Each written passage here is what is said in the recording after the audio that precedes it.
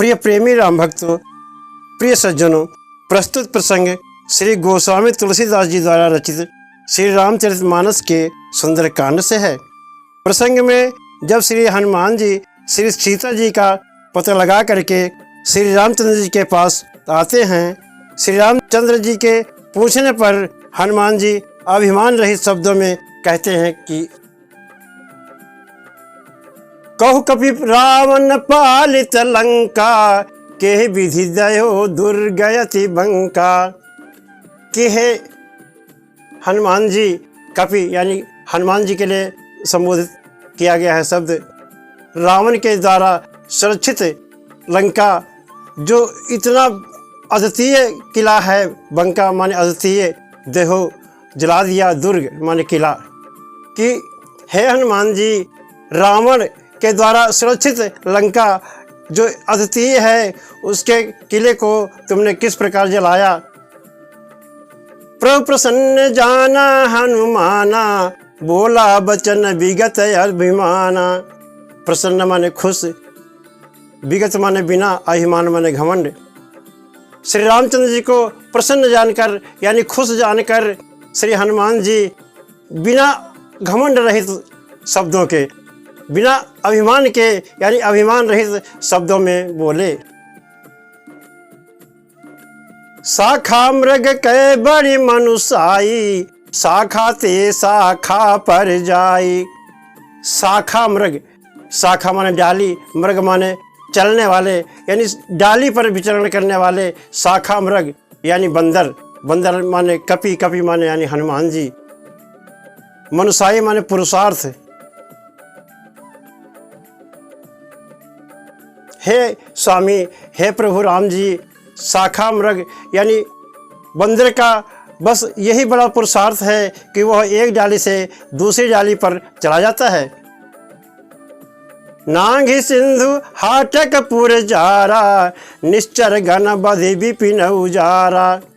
जो मैंने समुद्र लांघ कर सोने का नगर जलाया और राक्षस गणों को मार डाला और अशोक वाटिका को उजाड़ डाला, ये सब मेरे बस का काम नहीं है।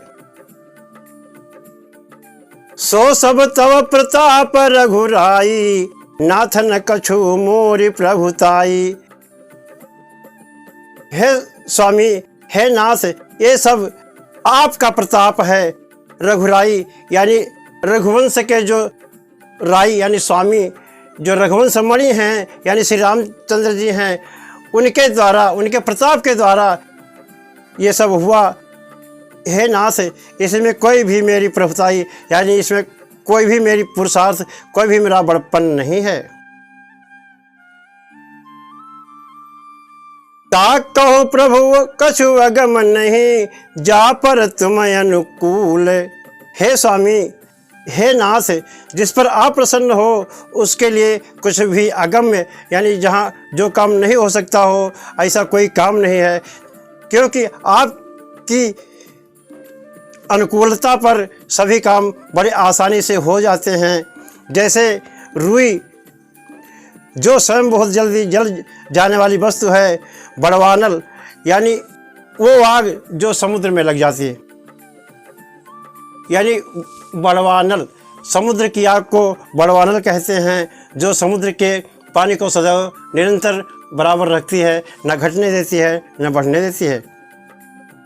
वो भी असंभव भी संभव हो सकता है, यानी एक छोटा भी प्राणी बहुत बड़ा काम आसानी से कर सकता है, जिस पे आपकी दया हो, आपकी करुणा हो, यानी आपका प्रताप हो, आपकी मेहर हो।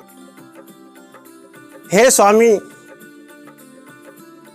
ये लंका जो जली, इसमें मेरा कोई पुरुषार्थ नहीं है, क्योंकि ये लंका तो माता के कोप से जली थी, यानी माता यानी सती यानी पार्वती यानी उमा जी। जब श्री शंकर जी ने अपने रहने के लिए विश्वकर्मा जी से सोने की लंका या नगरी बनवाई थी, तो गृह प्रवेश में शिव जी ने पुरोहित कर्म के लिए रावण को बुलाया था। तब रावण ने छल करके दक्षिणा में शंकर जी से सोने की लंका को ही मांग लिया था। तब पार्वती जी ने क्रोध में आकर रावण को शाप दिया कि रावण, तुमने छल से मेरी लंका ले ली है, इस कारण मेरे पति के 11वें रुद्र रूप यानी 11वें अवतार से यह लंका जला दी जाएगी। सीता माँ को रावण चोरी से उठा ले गया, इसलिए माता सीता के कोप यानी गुस्से से यह लंका जल गई। हे प्रभु, हे भगवान, हे श्री रामचंद्र जी, हे रघुवंश माड़ी, इसमें मेरी कोई बड़ाई नहीं, मेरा कोई पुरुषार्थ नहीं है। प्रिय प्रेमी सज्जनों, जब निशाचरों ने मेरी पूंछ में आग लगाई तो मैं यह सब आपका खेल समझकर सिर्फ आपका जाप यानी भजन सिमरन ध्यान कर रहा था, इसलिए आपके जाप से यानी आपके प्रताप से लंका जली। हे स्वामी, इसमें मेरा कोई पुरुषार्थ नहीं है। हे प्रेमी सज्जनों, हे प्रिया राम भक्तों, हनुमान जी फिर अभिमान रहित शब्दों में बोलते हैं कि हे स्वामी, जैसे ही मेरी पूंछ में आग लगी उस समय 49 पवनें चलने लगी, इसलिए आपकी प्रेरणा से पवन देव यानी मेरे बाप यानी मेरे पिताश्री के द्वारा लंका जलाई गई।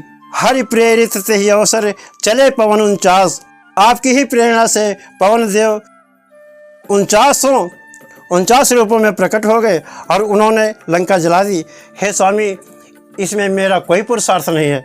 हे प्रेमी सज्जनों, रावण का अत्याचार इतना बढ़ गया था, हनुमान जी कहते हैं कि हे भाई, हे श्री राम जी, रावण का पाप अत्याचार इतना बढ़ गया था कि वह ब्राह्मणों को, सुरभि यानी गायों को, देवताओं को और धरती माँ को दुखी करके रख दिया था। इसलिए उसके क्रियाकलापों ने यानी रावण के स्वयं पापों ने उसी की लंका को जला दिया। इसमें मेरा क्या पुरुषार्थ हो सकता है? कृपा निधि आप ही, करुणा निधान आप ही कृपा करके मुझे बताइए। प्रिय प्रेमी सज्जनों, श्री हनुमान जी ने श्री राम जी से कहा कि मैं नहीं जला क्योंकि आपकी कृपा से आग मेरे लिए शीतल हो गई थी। इसी तरह प्रभु का भक्त प्रहलाद भी नहीं जला क्योंकि प्रभु श्री राम जी की जिस पर कृपा होती है उसके लिए सब कुछ जलाकर भस्म कर देने वाली आग भी उसके लिए शीतल यानी ठंडी हो जाती है। यानी राम भक्त पर, भगवान के भक्त पर आग का कोई असर नहीं हो सकता। जय श्री राम।